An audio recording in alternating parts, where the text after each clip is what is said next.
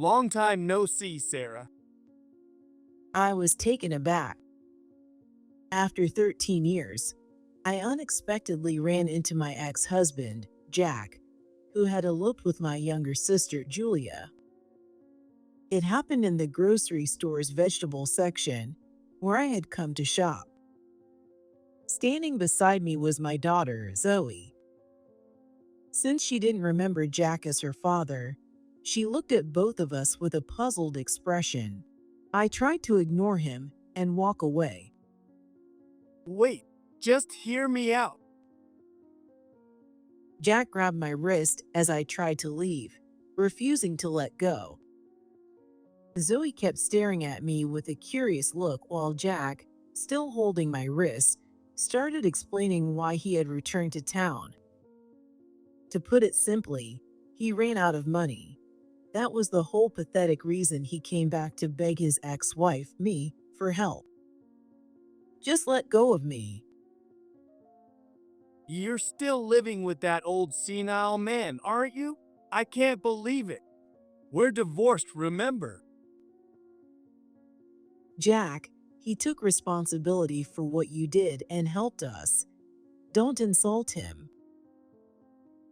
Whatever. Julia and I are moving into the old house, so why don't you take that old man and leave?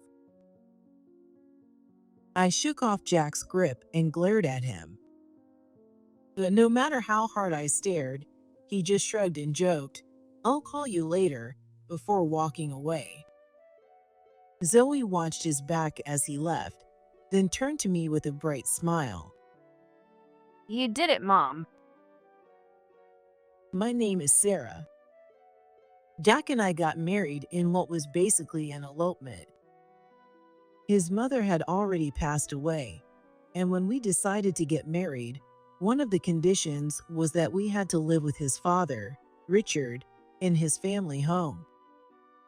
Not long after our new life started, we were blessed with a child. We named her Zoe and poured all our love into raising her.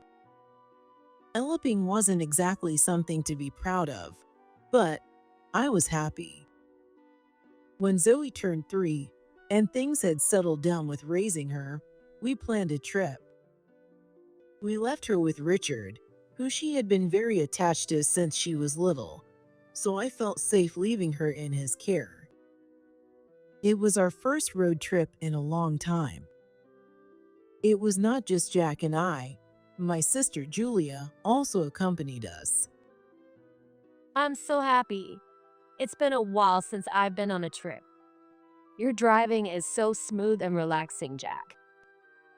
Julia sat in the back seat, rolling down the window with a bright smile. Jack, in the driver's seat, grinned at her. Julia had always been good at charming people. She called Jack Big Bro and was very attached to him. It was part of her natural charisma, and since she was my precious little sister, Jack had generously covered all the travel expenses. We wandered through tourist spots, laughing together. Both Julia and I were having a great time with Jack. Leaving the busy streets lined with lively shops, we walked down a small side road. While Jack stepped away to use the restroom, Julia and I sat down at a simple outdoor resting area, catching our breath. Sorry, Sarah.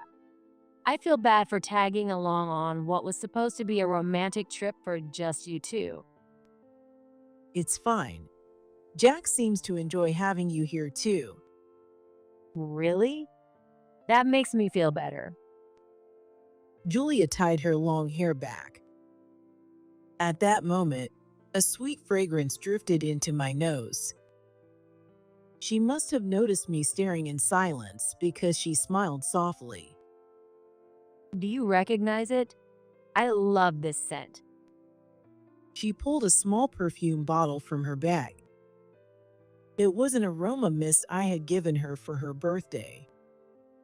It wasn't anything fancy, but I had mixed a fragrance oil that I thought suited her with distilled water and put it into a store-bought spray bottle. But Julia had been so thrilled, calling it my own special gift, with a beaming smile. I'm glad you like it. You've always had great taste, Sarah. Ever since we were kids, you always picked the best things. You have an eye for quality. I looked down, feeling a little embarrassed. I had never thought Julia saw me that way. Mom and Dad keep saying you've turned into a bad person. But to me, you've always been someone I admire. Something about her words felt unnatural, and I started to feel uneasy. It was as if she was about to disappear somewhere. If you ever need anything, just let me know. Jack and I are always on your side. Just then, Jack returned, and Julia immediately jumped up from the bench. Grabbing his arm playfully, she urged him to hurry so we could go sightseeing again. Since Zoe was born, I couldn't remember the last time I had walked outside feeling so relaxed. After a long day of walking, enjoying a delicious dinner, and returning to the hotel, I fell asleep right away. It must have been around 2 a.m. I woke up to the sound of the hotel room door opening. What's wrong? Still lying in bed, I asked Jack, who was standing by the door. His shoulders tensed for a brief moment. He looked startled, as if he hadn't expected me to be awake. Feeling suspicious, I sat up and walked toward him. Where were you this late? Don't tell me you went drinking. No, of course not. We have a long day tomorrow. Let's just get some sleep. Jack tried to slip past me toward the bedroom, but at that moment, I caught a familiar scent. The fragrance spread through the small hotel room. It was unmistakably Julia's perfume. And it wasn't just a faint trace from spending the day together. It was strong, deliberate, as if she had put it on specifically to make sure I noticed. You smell like Julia. Did you go to her room? Between us, time seemed to freeze. Julia was staying in the next room. If Jack had a reason to go there, I didn't know what it was, but I didn't want to ask any more questions. Jack stared at me and said nothing. Then, after a moment, he scratched his head and gave a slight smirk. Well, I had no intention of questioning him further. But instead of looking guilty, Jack seemed almost amused, like a child whose prank had been exposed, as he began openly admitting to his affair. When he finished, he looked completely at ease, laughing. see? I was honest with you, so you have to forgive me. My bad. Saying that, Jack crawled into bed. I stood there in shock for several minutes before finally grabbing the hairbrush, cotton swabs, and other toiletries from the vanity and scattering them across the room. What the hell are you doing? Jack sat up in bed, staring at me in stunned disbelief. Ignoring him, I threw his clothes at him, then his shoes, and then I ran out of the room. It was 2 a.m. The sky was cloudless, filled with countless stars. I had fled from the hotel with nothing but my wallet and jacket.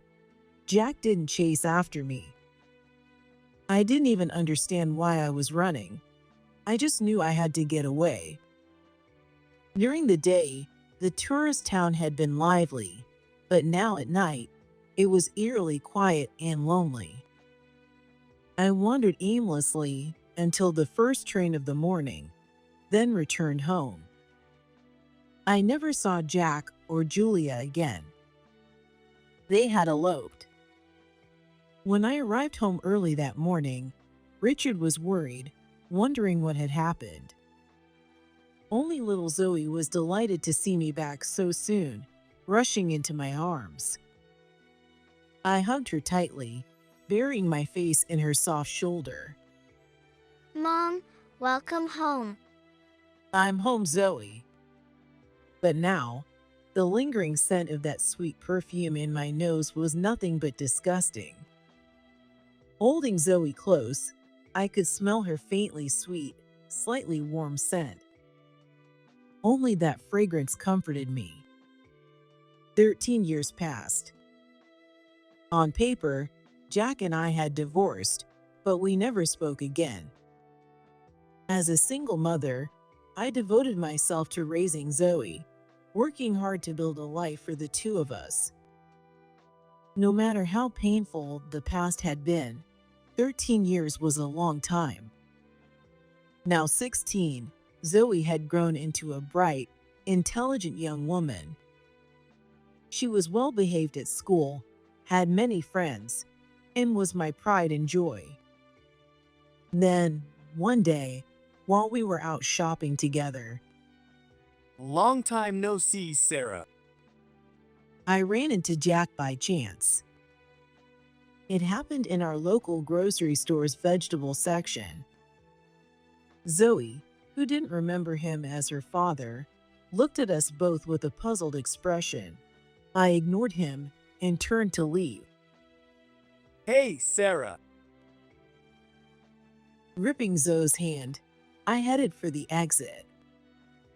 Sensing something from my reaction, Zoe obediently quickened her pace to follow me. Wait, just hear me out.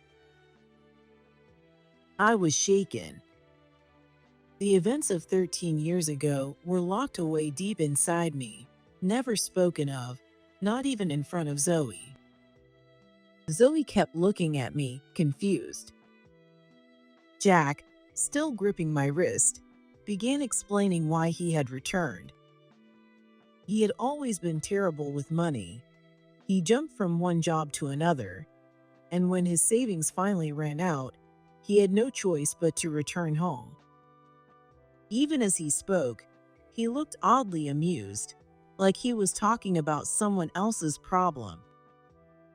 Just let go of me. You're still living with that old senile man, aren't you? I can't believe it. We're divorced, you know. Richard took responsibility for what you did when you ran off. Don't insult him. Yeah, whatever. Julia and I are moving into the old house, so why don't you take that old man and get out? I yanked my wrist free from Jack's grip and glared at him. But no matter how harshly I looked at him, he just shrugged, smirked playfully, and said, "I'll be in touch," before walking away. Zoe watched Jack's retreating back, then squeezed my hand tightly. When we got home, I received a message on my phone. I had no idea how he got my number, but it was from Jack. The message, filled with cheerful emojis, told me to clear out of the house in a month. I could already picture Jack's carefree smirk and Julia's condescending stare beside him. A month, I muttered softly. Behind me, Zoe peeked over at the message on my phone. What's this? For a few seconds, I hesitated. Then I decided to tell her. I told her the man we had just met was her biological father. I vaguely explained that, after 13 years, Jack had returned because he had nowhere else to go. After listening, Zoe clapped her hands lightly with a bright smile. You did it, Mom. What? Because that house. Hearing Zoe's next words, I couldn't help but smile. For a long time, Richard, Zoe, and I had lived in that house.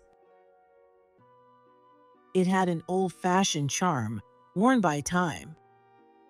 The walls and roof in faded colors. The whole house seemed slightly tilted, and I wasn't sure whether it was my imagination or reality. The yard, overgrown with weeds, was left unattended due to our busy lives. A creeping vine spread its tendrils all over the ground, covering the wild grass. Opening the front door made the wooden floor creak. I remembered little Zoe running across that creaky floor, rushing into the kitchen after school. We were poor. I couldn't afford to buy everything she wanted. But one thing was certain. I had fought desperately to make both Zoe and myself happy. A month passed since my unexpected reunion with Jack. My phone rang. Jack's name appeared on the screen. Taking a deep breath, I pressed the call button. Hey, Sarah, the house is locked. Are you out? That house? No one's lived there for 5 years now. The real estate company has the keys, so I can't open it either. What do you mean? Then where the hell are you living now? I didn't answer his question. I simply closed my eyes. I remembered the day Richard had tears streaming down his face after my divorce from Jack. He sincerely apologized for his son's actions and even offered financial support. At the time, I didn't have a stable job. Richard helped me find work at the small sheet metal factory he owned in town. It was a small business with only a handful of employees, working as a subcontractor for a major company. I couldn't handle the heavy metal work, so I focused on accounting and sales, doing my best to contribute. But it was a male-dominated industry, both in the factory and among our business clients. I constantly felt like I didn't belong. The young male workers always looked down on me. I lacked physical strength and technical knowledge. I couldn't work overtime because I had to take care of Zoe. Every day, I gritted my teeth to keep going. The day an employee said to me, "You are only a wealthy young lady after all," I cried quietly so that Zoe would not see me. Even so, I worked harder than anyone else, building knowledge and connections in the industry. I wanted to make sure Zoe never felt the loneliness of growing up without a father. If I couldn't give her a dad, I would make up for it with money. Money. I needed money. I wanted to buy Zoe whatever clothes she liked and whatever food she liked. No matter how hard life was, I always smiled in front of Zoe. I wanted to remain a strong mother for her. Eventually, the company grew significantly. I developed a system that allowed for precise sheet metal processing with fast delivery times, securing my position within the company. Now, my income was stable, and for the past 5 years, I had been living in a high-end condominium with concierge service built in our hometown. Originally, Zoe and I never planned to live in such a luxurious place. But Richard, who had lived with us all these years, said something to me. Sarah, thank you for everything. I can't even begin to express how grateful I am to you. No, I should be the one thanking you. Even though I divorced Jack and had no real ties left, you gave me a jobs. I'm truly grateful. One day, Richard made a surprising proposal. A high-end condominium was being built nearby. As a token of appreciation for all the help I had given him, both in his personal life and in the company's management, he wanted to purchase a unit for me. From now on, you and Zoe should live there together. But Richard, I was planning to stay in this house forever. Richard shook his head. As he aged, he had started to feel uneasy about living alone. Perhaps sensing my hesitation, he reassured me with a smile, saying he would buy another unit in the same building so we could still be close. This house is really old now. Wouldn't Zoe be embarrassed by it? Don't worry, I've already planned for her college expenses. It's not about the money. I have no complaints about our life right now. I'm sure Zoe feels the same. I know. I understand. The house deterioration had become severe, especially the exterior. The rust-covered tin walls made it look run down. Zoe had never once invited her friends over. She was probably embarrassed by the state of our home. I should have made this decision sooner. I was too focused on work and neglected our daily lives. The road Richard and I walked together had never been easy. The company had gone through unstable periods. We lost business when some of our clients went bankrupt. There were also workplace accidents. But no matter how hard things got, Richard and I worked side by side to overcome those hardships. Our relationship had long since evolved beyond just employer and employee. We had become comrades, bound by our struggles. All right, if you're offering this for Zoe and me, then I'm truly grateful. Thank you. Of course. I owe you both so much. But I have one condition. I had only one request. I didn't want us living in separate units. I wanted us to live together. Richard was shocked and fell silent for a moment, looking conflicted, but I continued speaking without hesitation.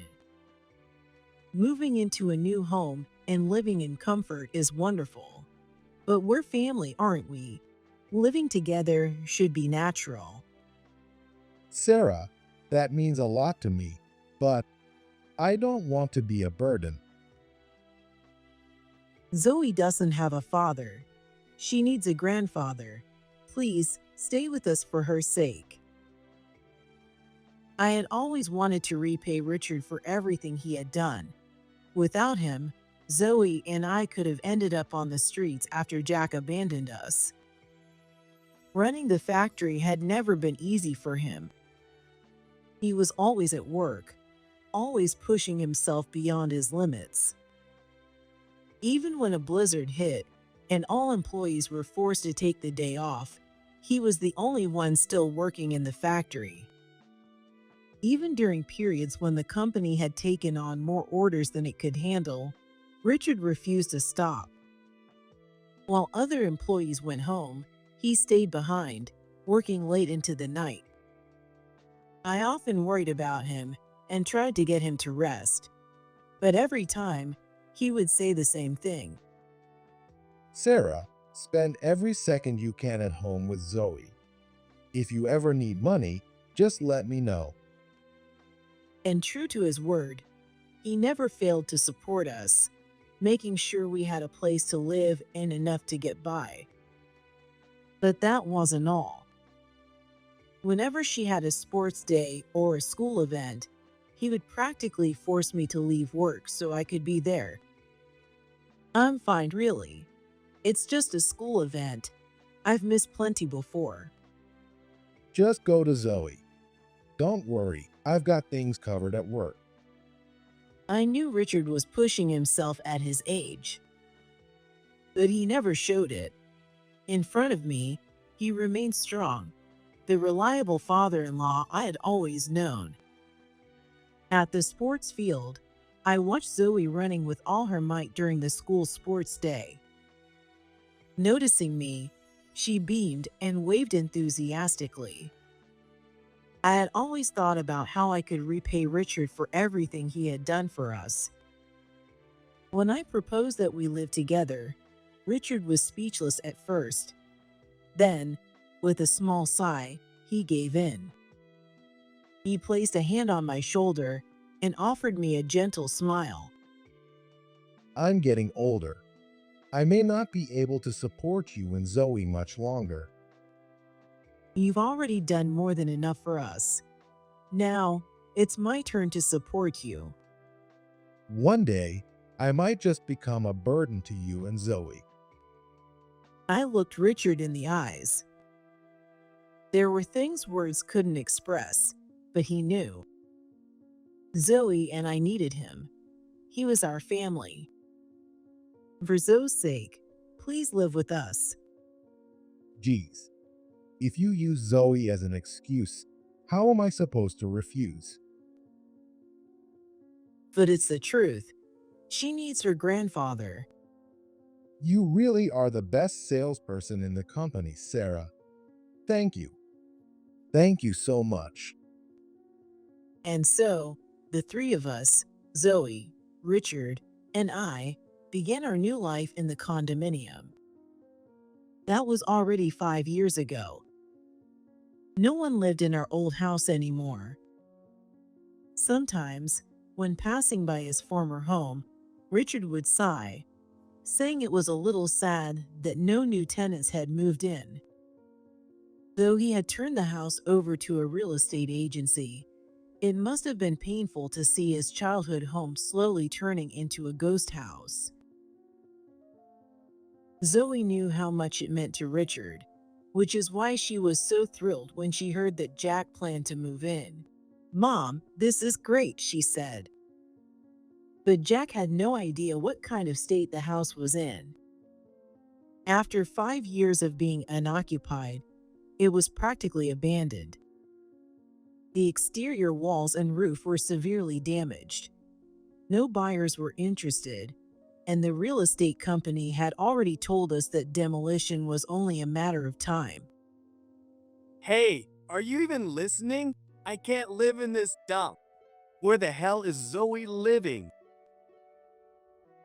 Jack's voice roared through the receiver, filled with frustration. I calmly explained everything over the phone. How Richard had helped me, how we had worked together to grow the company, how we had moved into the condominium together. I didn't tell him where we lived, but I made it clear we had long since left the old house. When I finished, Jack practically screamed. So you're just living off that rich old CEO now? You gold-digging bitch! I have a right to that company too. I'm coming over there right now. His voice was so loud that I instinctively held the phone away from my ear. Richard, who had been listening nearby, gave me a look and took the receiver from my hand. Right now, Richard and I worked on the same floor. And the reason for that was, Long time no see, Jack. What, Dad? Why are you there? Whatever, I already heard from Sarah. Sounds like the company's doing pretty well now. I don't have a job right now, so just set me up with some cushy position, will ya? You've got to be kidding me. even I was shocked at the sheer force of Richard's anger. His shoulders trembled, his fists clenched tightly. I had never seen him so furious before. Sarah is now the vice president of this company. If it weren't for her, we never would have come this far. Vice President? Are you serious? Well, whatever, Dad. Let's just live together again, you know? Wouldn't it be easier for you to live with your real son? Jack, while you were off the grid, Sarah was the one who took care of me. She supported me through everything. To me, she's far more important than you, and she's my real daughter. My real daughter. Hearing those words, my chest tightened with emotion. After leaving Jack, I never went back to my parents' house. I had eloped and shamed my family.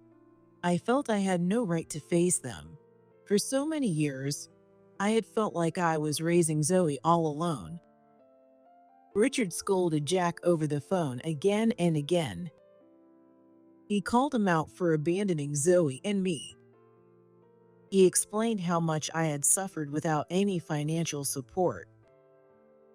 I'm doing much better now, but back then, my health wasn't good.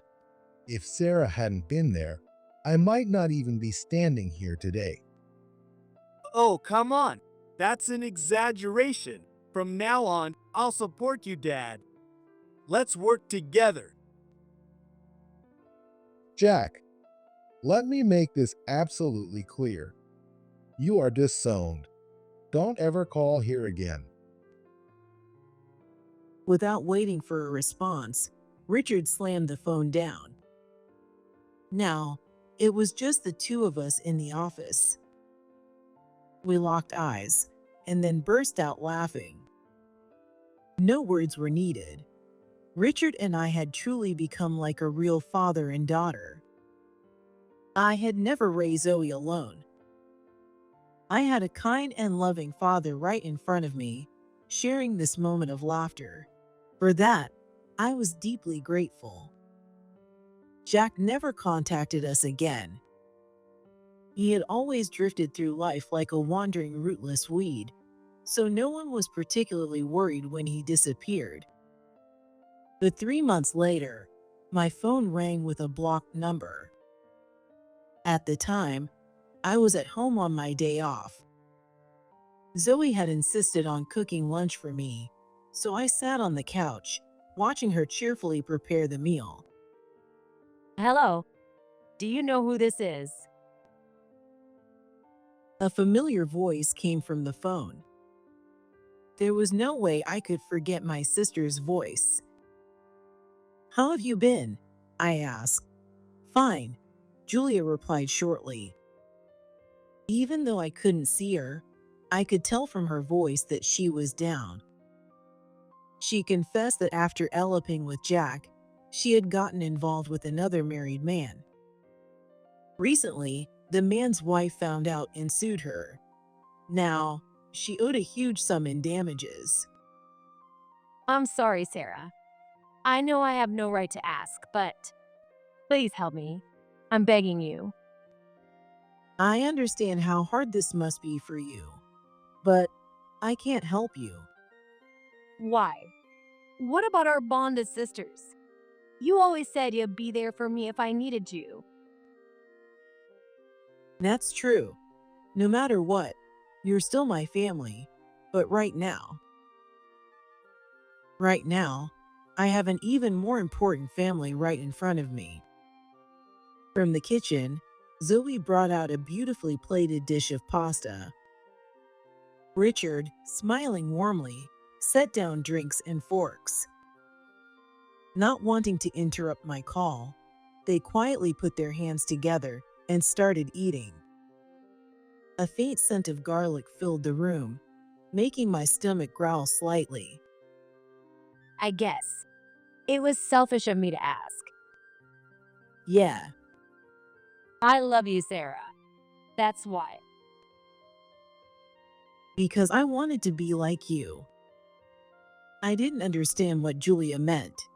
Even now, I don't think I ever will. By running off with Jack, did she think she could live a life like mine? But what kind of life had I even lived? Saying I never resented Julia for taking Jack from me would be a lie. But even so, she was still my sister. I wanted her to be happy. A few years later, I learned from my parents that Julia and Jack had divorced. Richard retired as the CEO. With his strong recommendation, I was appointed as the new CEO. Being a woman in a male-dominated industry came with many challenges. But by my side were the young men who had once worked alongside me in that small factory, supporting me as I led the company. I was busy, but my life was fulfilling.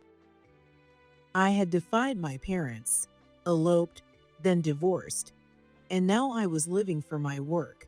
Would my parents ever accept me? Would they be sad about the life I had chosen? The many decisions I had made in my life were not mistakes. Someday, I want to take Zoe and visit my parents. Will they praise me then? My dad and mom